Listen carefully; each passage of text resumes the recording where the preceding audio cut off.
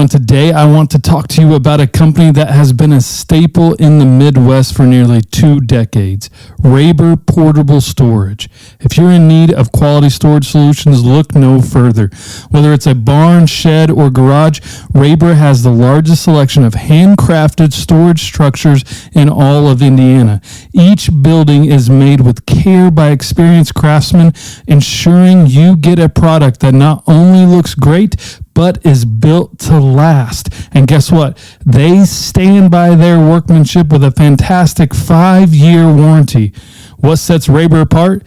It's their commitment to customer satisfaction. From the moment you step into one of their many locations, their friendly team is ready to help solve your storage issues. Plus, they deliver up to 250 miles from their main office in Montgomery, Indiana. So if you live in Ohio, Kentucky, or Illinois, you need to give them a call. Now, let me tell you about the heart behind Raber Storage. It all started back in 2000 when they began building sheds full-time. The founder grew up helping his father construct barns with just gas-powered skill saw and a lot of determination. Today, Raber has grown into a full-fledged operation with dedicated staff, but that personal touch still remains. They treat every customer like family. So if you're ready to find perfect storage solution, visit Raber Portable Storage. They have Indiana locations in Bloomington, Seymour, Vincent, Spencer, Corydon, West Lafayette, Sellersburg, and Kokomo, and even Tilton, Illinois. So you'll never have to go too far for quality storage. And hey, we got a deal for you today. If you mention you heard it from the podcast, Rabers will give you $150 off your barn purchase. That's right. You save $150 off your purchase by just mentioning you heard it here on the podcast. So check out their website at raberportablestorage.com. That's raberportablestorage.com to learn more and find your nearest location. Trust me, when you choose Raber, you're not just buying a shed, you're investing in quality craftsmanship and service you can rely on. This show is brought to you by Zach's Creamery in Montgomery or Jasper, Indiana. Zach's Creamery was founded with creating a pleasant and memorable experience in mind. They strive to serve the most exceptional homemade ice creams and signature coffees in an exuberant atmosphere. Zach's has something for everyone, as he features several items for those with special dietary needs such as vegan, dairy-free, gluten-free, and no sugar-added, keto, diabetic friendly. Visit them today in Montgomery or Jasper, Indiana. You can dine in or drive through, but whichever way you choose, do not forget you can order online and have it waiting for you when you get there. Order online at zaxcreamery.com. That's Zach's Creamery, Z-A-X Creamery.com, and stop in at Montgomery or Jasper, Indiana. Is how you spend, save, and invest your hard-earned cash glorifying the Lord? Well, at Dominion Wealth Strategists, they believe that your finances should reflect your faith. As a distinctly reformed full-service wealth management firm, they are here to help you steward God's gifts wisely. From comprehensive financial planning to wealth-building strategies rooted in biblical principles, they offer their core services with no financial barrier to entry. Whether you're planning for retirement, building generational wealth, or just getting started, Dominion Wealth Strategists are here to guide you every step of the way. From baptism to burial, Dominion has you covered. Visit them at reformed.money. That's reformed.money, and take the first step toward financial stewardship that honors Christ. That's reformed.money. Please visit them today.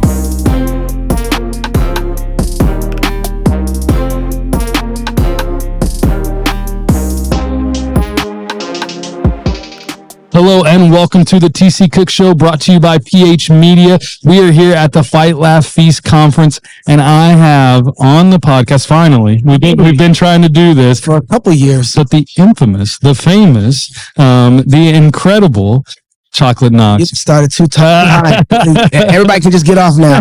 They're done. It can't get any better than that. Yeah. So I would read off his bio, but I don't have enough time, so I'm going to let him kind of give everybody who is Chocolate Knox and what is he involved in. Well, the hardest thing about a bio is that it feels like that you're bragging on yourself, right? Yeah, go ahead, brag on God. Brag on God. It's funny though, because a bio is one thing, but if you were going to do a resume, that's all a resume is. So you almost want to say, hey, like, what's your resume? That's right. That's right. Yeah. So I basically been in, I got reformed probably 2000-ish. Amen. And about 2005 or 6, I started working with a guy by the name of Todd Friel. Yeah. Everybody know.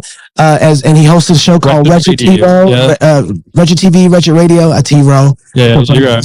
Actually, it was Way of the Master Radio first. Yes, that's right. Actually, it was KKMS 980 off the walk. Oh. Now, that's how I got converted to become reformed. Yes, that's back in KKMS 980 in Minneapolis, or Apple Valley at the time. And so I started working for him, started going to his church, became reformed.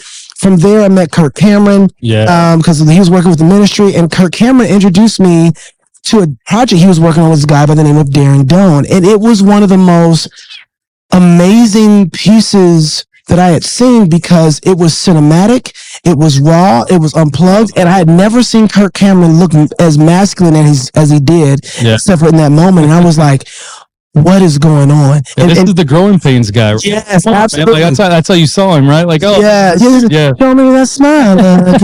Like he does that. He's going to jump out and sing again. Right. He smile.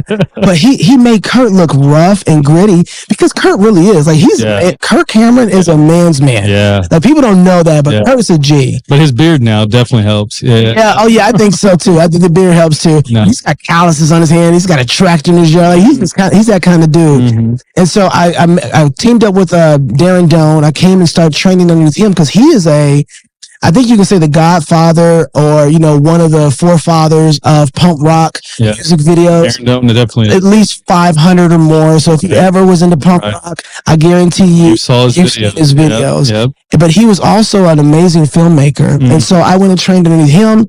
I got stuck with Darren and he moved to Moscow, Idaho. Mm-hmm. I got to Moscow, Idaho, and my contract with Darren was done. And I could leave, but I fell in love with the culture of Moscow, Idaho. And I realized that wherever I would go, it wouldn't be here. And there were things I needed to learn and be discipled in to grow as a husband and as a father. Yeah. So I stayed there. And so I still work in those fields. I'm a filmmaker by trade.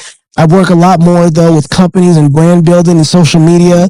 And then somewhere in 2006, Gabe had this weird idea to want to start a podcast, and we started CrossPolitic. Yeah. God blessed it in 3 years, and we basically created, in a lot of ways, engineered a structure for people who are doing podcasts to actually run financially from their podcast without having to just do it for fun. We did, and God has blessed it, man. And so now we have a conference, and God has blessed that. And so, long story short, podcaster, filmmaker, guy, media, all the above, social media and stuff like that. So, So you've gotten to work with a lot of high achievers, right? God was super kind to me, and a lot of successful people, right? Yes. Even Darren Doan has switched his focus, but yet still has the punk rock grit, right? Oh yeah, absolutely. And you're back with contracting and working with him, right? Again, and doing projects and stuff. So what do you think is a common theme that you see amongst those believers who are high achievers?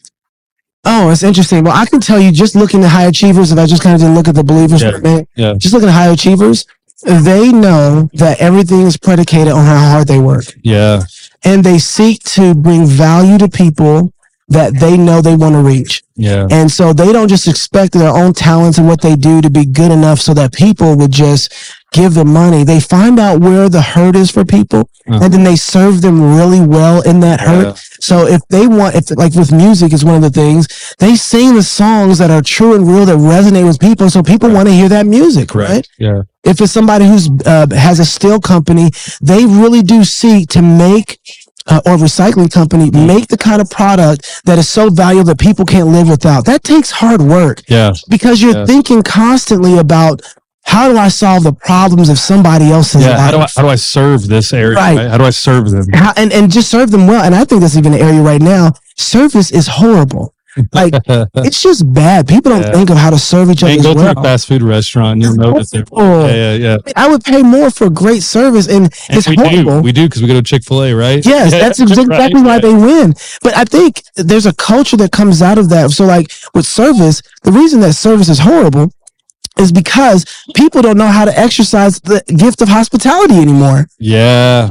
We don't know what it's like to actually think about another person's needs way before it ever becomes something that they begin to think about themselves. Yeah. You look at Chick-fil-A, they figured out, you know what? How do we they actually have cameras that watch how fast people are going through their drive-thrus. Yeah.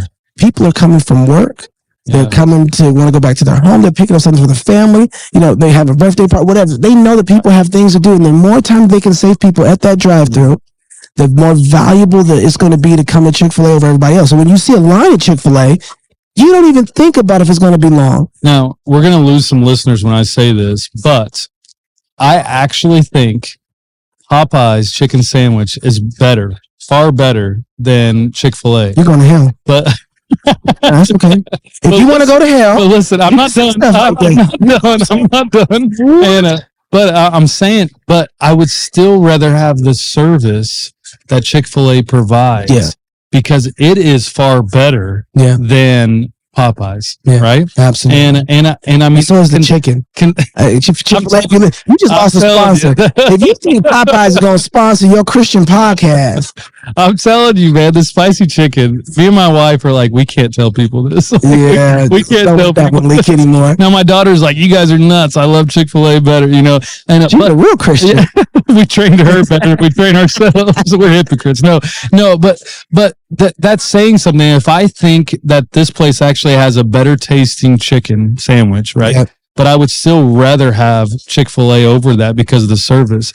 That says something about how it makes you feel. Yeah. That says something about, man, you go through a drive-thru and if there's a line at Popeyes, which isn't very much, but if there is, you're going to be there a little bit. Well, there's a line at Popeyes. Somebody got shot. You got to be careful which kind of line that it is you're going through when you're at Popeyes. But you see a big line every time you go to Chick-fil-A, but yet you still know I'm going to get through pretty quick. Absolutely. I'm going to get through really quick. Right. And so there is something to say about hospitality and service and serving the needs for people. And of course, we always want chicken sandwich on Sunday, but I'm still thankful, right, that they're not open on Sunday. Of course. And then you look and that's service too. You better believe it. Yeah. You better believe it because listen, you look at McDonald's. We've been talking about McDonald's, right? Rod Martin was mentioning McDonald's and they serve 1 out of every 100 people. That's a crazy stat in the world. In the world. That is nuts. But you look at Chick-fil-A's US, right? And they actually have far less stores but are far more profitable and are open less days because of the Sunday, right? And yet they're still far more profitable than a McDonald's who serves 1 out of every 100 people in the world. And part of that is because you can't outrun the blessings of God. Amen. Right? Like when God tells you 6 days you should work, on the 7th you rest, they obey him. Yeah. Right. The blessings of God will find you out. Right. Like it doesn't make any sense to anybody else. You're losing a day. How did you gain a day? Yeah. They haven't lost a day. They haven't. Obedience is not losing. Yeah. Right. And how incredible is it to serve your employees by giving them rest? Yes. Right. Yeah. And people are knocking down the door to work for a Chick-fil-A. By the way, I would never own a Chick-fil-A as an entrepreneur. Why? Because you never own it, right? And but they have no shortage of people wanting to run a Chick-fil-A. Yeah. And because they know they care about their people, right? And so there's a lot of things. Even though I know, heaven forbid, I think a chicken is better somewhere else, but there's so much that they're doing that is so right and so biblical and so true and so good for the glory of God and the good of people. Yeah, it's really simple to make a lot of money. People think it's not, but you do something, you do it really well over and over again until you become so valuable. People demand what you do. Yeah. Right? Like it's really that simple. And I don't think anybody wants to work that kind of hard anymore. Like it really, somehow we think people just lucked up on wealth, and it's like, it's not how it happened. No. And if they did, they'll lose. That shows clues, right? It shows clues. And then one of those things would be, one is actually doing something well over and over and over again. Yes. Right? Can I give you an example of that? Please. Every morning, the sun comes up. Yeah. Every evening, the sun goes down. Yeah. consistently. Yeah. And God doesn't ever get bored doing the same thing over and over again. That's so true. Right? That is so true. And so, like, one of the things that I've been trying to really hammer in for people, I don't care whether you're in business, whether it's in your home, we need to start becoming the kind of people that go back to have a cosmological understanding of the world. Yeah. And what I mean by that is that the whole universe is ordered in a particular way to glorify God. Right. The sun does what it's supposed to do. Yeah. The dirt does what it's supposed to do. Yeah. The moon moves when it's supposed to move. Everything is singing in symphony, right? And it has a purpose and an intent, and it does it on a rhythm and a beat. Yeah. And it does it over and over and over hip-hop again. Preacher. Right? Bring it up.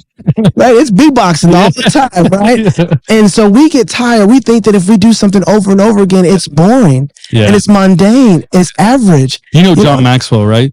No. John Maxwell, the leadership guy, right? Yes. Right? And all that stuff. He was a pastor, and then he went into training. And he speaks there. He said one time, he said, so many people reach out to me and they say, hey, I just want to follow you for a day. And he said, well, you're going to be bored. Right. What do you mean you want to follow? I said, I do the same thing every day. Yep.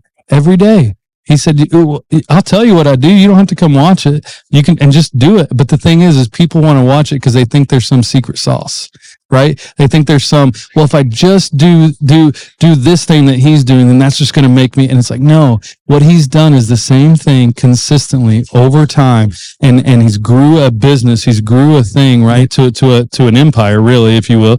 And that's what he does. He knows who he is and he knows what needs to be done. And he just does the same thing. Well, that's it. That is a secret sauce. That's what you're saying. Yeah. It's like doing the same, that's not flashy though, man. But that's the thing. That's not get rich quick. But that's the thing, but it actually is. That's what people miss. The get rich quick though is a year. I want to be rich in a year. I want to be rich in a year. I want to do this. I want to have it right now. It sounds and looks good, right? Yeah. So it's the naming complex what I think about. Okay. Remember, so Naaman comes to Elijah, I think it was Elijah, and he comes to him, he's like, hey, I need to be healed. Yeah. And he's like this huge, war guy. And he's got command of troops and everything. Mm-hmm. He's probably got a bunch of money with him to get the prophet to heal him. Right. And the prophet doesn't even come out to greet him. He tells him, go over there. Yeah. He tells his servant to tell Naaman to go over there and then take a couple baptisms in the Jordan. Yeah. And he's like, I'm not doing that. They didn't even come out here and talk to me. I'm a respectable man. You know who I am? And then the servant says, if he would have asked you to do something hard, would you not have done it? I want to do the great things. Yeah. Go get baptized. That's the basic thing. Yeah. Go get washed. You want to be blessed? Follow the law. Follow the law. That's right. And so he goes and does it, and he comes back and he sees, right? Yeah. This is the same thing with great people in great places. And it's the same thing when you ask me how do people who are high level do so great? They do something so much until they can't do it without making it perfect. Right? Excellence, right? We've been talking about excellence. They do it so well. Yeah. They do it so much, and they do it perfect every time. Mm-hmm. As somebody said, a professional is, especially like in basketball and football, is a person who does it till they can't make until they do it to their normal mistakes. Right. They just do it perfect every time. Yeah. All they've done to do that is to do the same thing over and over and over and over and over and over again. Right? Isn't this why we're so attracted to a guy like Kobe Bryant? Right. Right. And the Mamba mentality. Right. What was the Mamba mentality? It was he worked.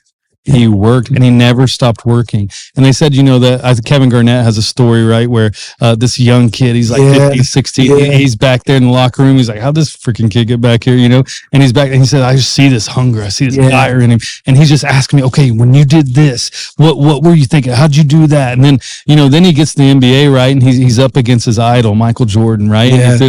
And all he could do was just hey, Mike, whenever that's crazy. Yeah. And it's like, and they talked about it, like he never stopped, right? He never stopped doing the same things over and over, perfecting his craft. And that's what made him great. That's right. That's what made him great. Now, listen, we understand the parable of talents. Some people are gifted 1, some people are gifted 5, some are gifted 10. I get it, right? That's right. And but Kobe Bryant didn't waste his talent of basketball, right? Yeah. I don't know how he was in his life. I'm not talking about that. I'm just talking about his craft, right? But he didn't waste it on that. I think though people too, but that's not flashy though, right? No, you're right. Because I got to wake up early. I got to lift twice a day. I got to shoot 100 free throws, 100 threes, 100 layups. I got to dribble a 10,000. That's not flashy, right? Yeah. I just want to get on the court and be great. That's the other thing too, is like when you're playing, like let's just keep using basketball. I love basketball, yeah. But if you're playing basketball, you see guys and you engage with guys that are all different levels of talent. Sure. And one of the things you have to do is have a real assessment of where you are. Yeah. Because you know if a guy has 5 talents and he works harder than you, then you're going to have to work, and you got 1 talent, you're going to have to work 6 times as hard to be able to stay in a place of just his basic average ability. Yeah. Right. And so like when you see somebody who's got a head start or is in head, like you don't become covetous. Mm-hmm. You say, all right, what has God given me, and how do I squeeze the life out of this thing? Yeah. How do I squeeze the life? That's one of the things I work with marketing and brand building with people. Is like once you find something that works and once something is winning for you, you don't move on to the next thing. Do the thing again. Have we not seen this in social media, man? Like you see a song pop off for somebody. What do you see all over TikTok? It's 1,000 of times of them singing that same song. That's right. But just in a different place. That's right. Just doing that because they know, hey, and here's the thing about algorithms. You don't know who's going to hear it at this time. You don't know which one they're going to see, right? But yeah, it's squeezing that to get the most out of it. And the moment that starts to dry up, you find the next thing. Until you got powder. Yeah. Stop squeezing. Amen. And then you figure out once you got powder, you're like, I wonder if it's got any flavor in it. Maybe we can make some taste, make a drink with it, right? Right. These are the guys in business, man. They'll create a product, right? And then all of a sudden there's a byproduct to that product, right? And they're like, wait, we can use this waste or use this and we can actually sell it or do this or do that. They're squeezing every ounce out of that. Right? Same story with Ford and gasoline, right? So Ford sits up here. I think it was Rockefeller. He got this whole situation where he's making kerosene and oil. He said, this is weird substance we don't have any idea what to do with. But it's highly combustible. Very highly combustible. And Ford sees it, he's like, I can use that. Yeah, I can make an engine. Right? Yeah. Squeezing the life out of it. Yeah. So he's turned around Standard Oil, and then you got Standard Oil gas stations right now and all that stuff, right? Because what happened too, he had to innovate because all of a sudden electricity came up. Yes. Right? And he's like, hey, wait, and he fought it, but it wasn't stopping it, right? No. And people wanted to turn on that switch and have a light, right? And so the next thing he knows, now he's creating gasoline, right, for fuel. He's creating diesel fuel, right? All that stuff from that byproduct. I love it. You know, one of the things that it reminded me of when we were talking about basketball is Navy SEALs, right? Yeah. So I hear this a lot with Navy SEALs. Like, man, the guy who shows up and he's jacked and he's just alpha male and he's just screaming and yelling, that's typically always the first one out. That's typically the one that's always, but the guy who maybe doesn't have a lot of muscle, who maybe isn't like jacked like that guy is, but he ain't going to quit. That's the guy that becomes a Navy SEAL, right? And he's not virtuosus. He's not screaming and yelling. He ain't doing any of that. He's just doing the work, right? And he ain't going to quit. The next thing in front of him. Yeah. I hear that a lot. I've heard a lot of Navy SEALs talk about that. Those big, huge, jack guys, they come in, they're going to destroy everybody. They're going to do this. And of course they can lift more. They can do that, but they quit. Right. Yeah. And so I think that's one, but let's hit on excellence a lot more. I was interviewing somebody earlier and they were like, what's interesting about excellence is we say it a lot, but a lot of companies don't actually define what excellence means. Yeah. It's a buzzword. Yeah. It's more of a virtue signal than it is a virtue. Right. Yeah. And so to you, as you're working, even Darren Doan and doing all that stuff, and you with the excellence, what is excellence? How can we be excellent in our business? There's so many different ways to think about that. I think, first of all, excellence always has a standard. And so if you come into an industry, no matter what it is, one of the ways that excellence is defined is by how much more it sells than everybody else. Mm-hmm. Right? Like, let's just be straight up. Yeah. Brass tacks. There's some things that people think are excellent than other things, but the truth is the market hasn't told them that. That's why I love capitalism. Right? Like the market, what does the market say is excellent? Right. So there's some ways to define that. And there's some people that are, and so there's different layers to think about this, but I like to think first is like, who's the best in the business? Yeah. And why are they the best at what they do?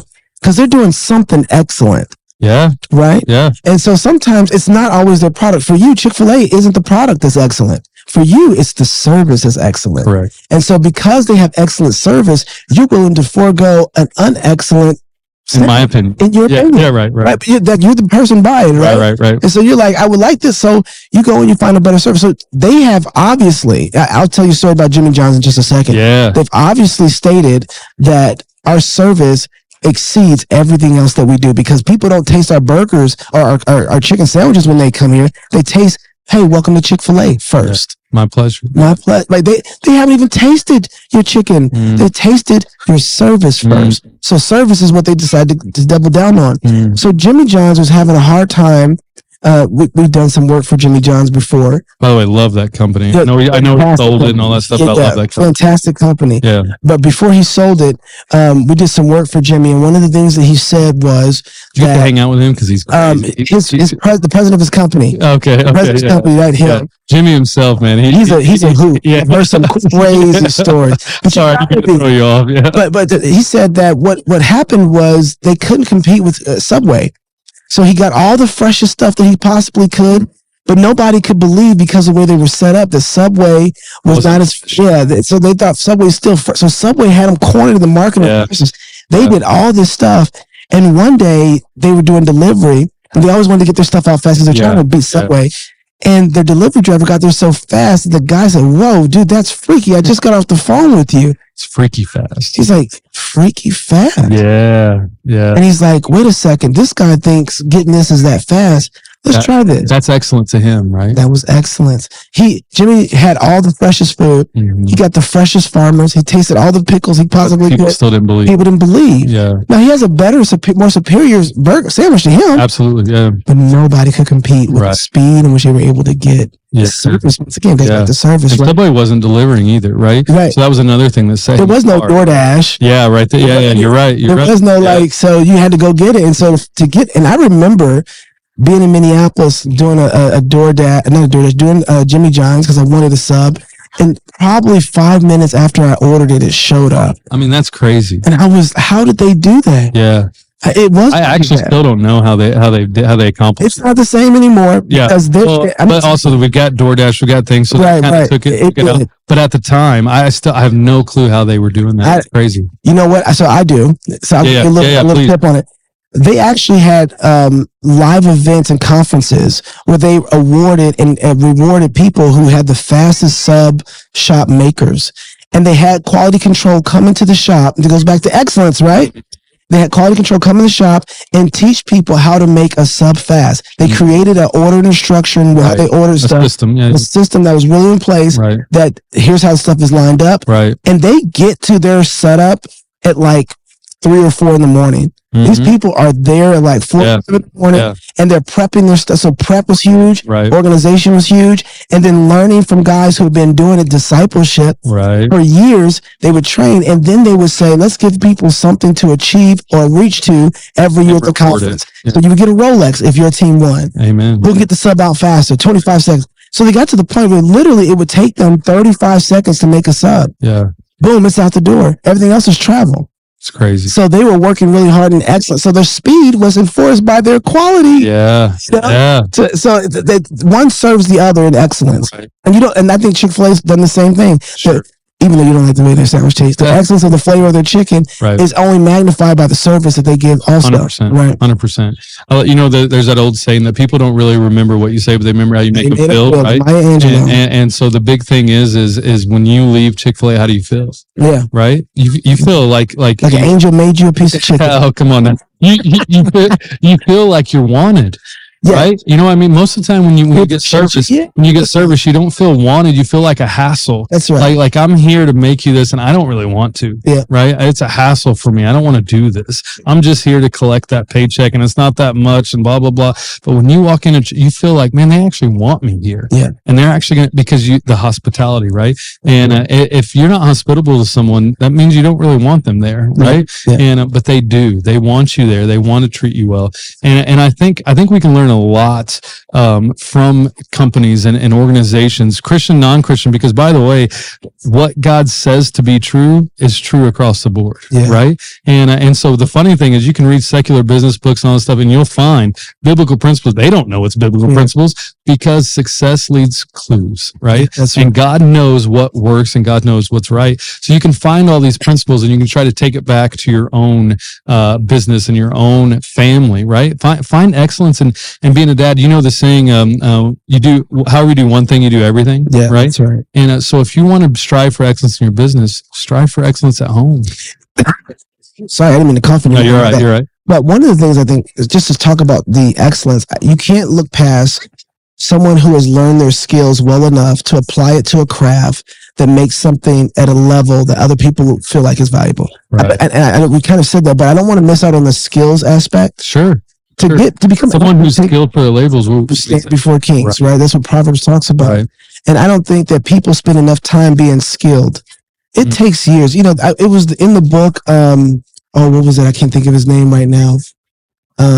But he wrote in the book that it takes 10,000 hours to become a master of something. Right. You know, so you're looking at what, 5-6 years before you become a master of something. People don't want to wait that long. That's right. You know, to develop a skill. Yeah. Right. And so, and at that point, you become an artist. Mm-hmm. And people don't think of their work as crafts. And when I see plumbers, master plumbers, these guys are artists. That ain't no joke, man. They are artists, man. Yeah. Electricians, it's like, whoa, look at these guys go. And then you can see a shoddy one, right? Yeah. A one who hasn't perfected his craft, who's there for the paycheck, who's there, you know, he started a business because he just didn't want to work for someone else. And by the way, I hate that. This self-employed means I work for myself. No, you don't. You actually work for your customer. That's right. Right? Yeah. And so that's just nonsense. Shinedown was that way. I mean, Brent from Shinedown was clear about that. He's like, look, man, we work for those people out there. Yeah. That's who our boss is. And he says it on his shows, like, you guys are our boss. Yeah. Because that's what you're trading something. So if you're trading something, you work for someone else. Absolutely. You know? Absolutely. 100%. And ultimately, as believers, we're working unto the glory of God. So we're always working for him, right? We're always looking to glorify him for the good of people, right? We're going to glorify him for the good of ourselves and the good of people, right? And so if say you're sitting here with a 21-year-old, right? And they want to be an entrepreneur. They want to be a CEO because that's a buzzword, right? And they want to have a business, they want to jump in. What's some advice you would give that 21-year-old wanting to start out on a business journey? Find the most successful person that you know, attach yourself at their hip, get them coffee, carry their bags. Buy them coffee, guys. Buy them coffee. Coffee, take them to dinner, whatever, but you go give them your time and your labor for free. If you can afford to do that, and you're at home and you're a young guy and you can afford to do that, go become a sponge to people who are actually doing things that are excellent and serve them for as long as you possibly can until you create a place for a value for yourself to that person where it's like, hey, I will pay you. Yeah. Right. Or you walk away and say, okay, I spent 2 years with this guy. I've learned everything. Like, that's what I would rather take my kids at the age of that they graduate, or maybe even before then, and say, I'm going to take what I would spend on your college education. And I got friends over here who are great businessmen, and I want you to serve them. Yeah. And I'm going to give them the money that I would have given to a college for you to go serve these guys. And by the way, I'm going to tell these guys, you can fire these kids at any time that you want if they don't live up to it. That's right. Right. And I would tell them that that's what they need, because right now people need levels of discipleship that they don't have. It used to come from fathers. Yeah. Fathers aren't doing really good at this anymore. You're right. So we need to start developing this again. Yeah. But find the most godly, successful man that you possibly can, and you go serve him and become valuable to him as you take as much information from him as possible. That's for free. That's what I loved about Vody Bach. And one of the things, there's many things, right? But when his sons got a certain age, they started following him around. Right. Yeah. And that's a biblical model, right? Of training, discipling, teaching a child the way they should go. And if you don't have a dad like that, I have never been short of older men who are willing to invest in me and training me, teaching me, doing that. And in general, most of the time, you will find a person. It might take a couple of times to ask or whatever, but you will find that person who really, because it's like a human nature, right? We want to impart knowledge to people. We want to impart our skills to people. Yeah. We're designed to do that. Yeah. It's 100%. Discipleship is actually ingrained in us. Yeah. Really, we're doing it good or we're doing it bad. You can't escape it. Anytime you join a business and stuff, what are the first thing they do? They put you with someone to train you. That's right. And that's discipleship, right? Yeah. And so that's really good. Yeah, 100%. And by the way, with technology and all this stuff, that doesn't replace the going and working and doing it, because we can gain knowledge and never apply it. But you can learn from people you never will meet, right? Through books, through whatever, right? Now podcasting, now videos and all this stuff. And so take that time, invest, get that 10,000 hours, right? Yeah, and do it. But if you want to fast track, here's a key. If you want to fast track the 10,000 hours, go learn what somebody else did. Mm-hmm. That's going to save you time, years, and money. And right? and listen and obey. Right. Yeah. So Dave Ramsey got this from Peter Lincecone, or whatever you pronounce his name, right? And but here's what they hire. They hire hungry, humble, and smart. And part of that smartness is I want to learn. Right? Smartness just isn't always, I'm just incredibly smart and I've got all this knowledge. No, it's I want to learn, but that's the hungry part too, right? That's so right. What the hump part says is I'm willing to be coachable, I'm willing to be discipled, I'm willing to learn. And man, I was 20 once. Can you believe that? I was 20 once, and I thought I knew everything. Yeah. Right. For some reason, I was like, these guys, they're old. They don't know what they're doing. Right. Yeah. And they don't know social media, or whatever. It's like, yeah, they might not. But the principles that they have are incredible. And the Bible talks about surrounding yourself with a multitude of counselors. Yeah, right? That's right. Learn from them and gain from them and glean that from them. That'll fast track you. I think the other thing that I would say along with that is you should almost have the Proverbs memorized. Yeah. I can't. Greg Moore was just here, man. He was like, guys, you got to do it. Yeah, but did he say it great? So then I won't say too much, but every day you should have Proverbs so memorized in your head that moments that happen in your life, you can recall a proverb that talks about it. Yeah. Because Proverbs is the keys of dominion to gain wealth, right? Mm-hmm. Like it is the way in which you learn wisdom. Mm-hmm. And I mean, especially all around, how many times you've seen businesses fall and whatever you want to call moguls fall because of lady folly. Yeah. Right. Well, yeah. And I'll even say, and so I think in Proverbs talks about that, but it does something else to me as well. So you got the part that's the sexual sin. Yeah. But there's also lady folly is also distraction. Oh yeah. Right? Yeah. Well, that's where I was going to go with this is that lady folly also, when you see that woman that is crying out to get you to come to her room because she's got cinnamon and myrrh, you know that's too good of a deal to be true. Mm-hmm. That's what Proverbs teaches you. There are business deals that are like that lady folly. Yeah. That is like, wait a second. This looks way too good to be true. I need to look away from this and turn away from this. So they have the same sort of parallel reality. So you have to be able to identify what this is. Yeah. And part of what Proverbs teaches you is to identify the part of the story you're in and who's who in the story. And you know what's great? You have that gray-haired guy who you've been learning from and doing that. I guarantee you, he saw Lady Folly many times. Oh yeah, right. He saw the game. He maybe even has experienced it, right, and jumped into it. And so you go to him, you're like, man, there's this deal, right? Man, here's what it looks like. And I guarantee you, what he's going to say is, yeah, I've seen that before. Yeah, I've seen that before. Run, young fella, run. Yeah. And you know what? But that's the easy sell, right? That's the easy sell, is to sell this shiny thing that's going to come to you really quick, right? Yep. It's to take the 10 and I'll turn it into $1 million in 2 years. You know what I mean? All this stuff, right? You have that all over social media. You have these business gurus and all this stuff. And the funny thing is, how they're getting rich is you buying their curriculum, right? Yeah, or buying into their deal, and then they don't get the returns that they said, right? Yep.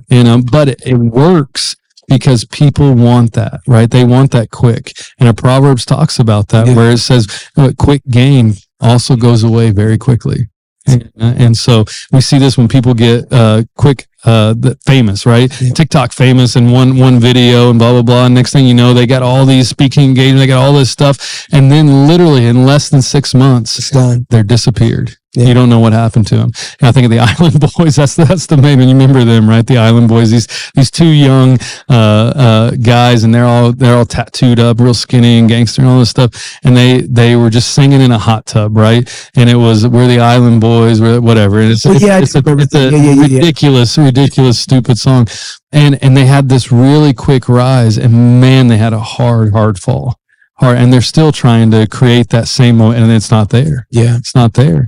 And so that's incredible advice. The two things, which we, by the way, it's a consistent theme that I've been getting as I'm interviewing people, which is one, Proverbs. Learn it, memorize it. There's 31 of them. Guess what? Generally, there's 31 days, right? And so learn it, memorize it, read it, apply it to all aspects of your life, right? And then number two, find that mentor. Find a multitude of mentors, right? Go get them. And again, don't find ones with high character, high integrity, right? Who have done what you're trying to do, right? Yeah. And but they're trustworthy and they can do that. Find those people, and that will, I promise you guys, that will fast track your success. Amen. Right? Because you're actually, this my saying that I created, somebody else might have created it, I stole it, who knows, right? But a good way to learn is experience. The best way to learn is through someone else's experience, right? Because that's going to save you a lot of heartache and a lot of time. Fast tracks you, yeah. And so, in any last words, where can people find you? Where can people see some of your stuff? Oh man, I mean, they've probably seen some of it if they listen to any punk rock or Kid Rock or any of the stuff that's like, they've probably seen some of the work that I've worked on. I usually stay way in the back. Yeah. I'm running on cameras or editing or doing post-production or something like that. But if they want to follow me, they can follow me on Chocolate_Knox on Twitter. I think same thing on Instagram. And CrossPolitic.com is a great place. That's where I do most of my exposition and worldview stuff that is there. But my work is kind of hard to find because mostly right now I'm doing stuff for companies. So I did do a TV show for Lord TV. I shot a pilot called PKs. I think that's it is. Yeah, I've seen it. Yeah. So I think I did that a couple years ago, but I think they finally released it. So yeah. Nice. So go check out Choc_Knox, right? Chocolate_Knox. Chocolate_Knox. Go check him out. Go check out the CrossPolitic Studios. Sign up, be a member. Join us next year for the conference. It's been phenomenal. And you will just, I'm telling you that the wealth of experience and knowledge that comes here. Yes. It's not like crazy. Yeah. Isn't it crazy?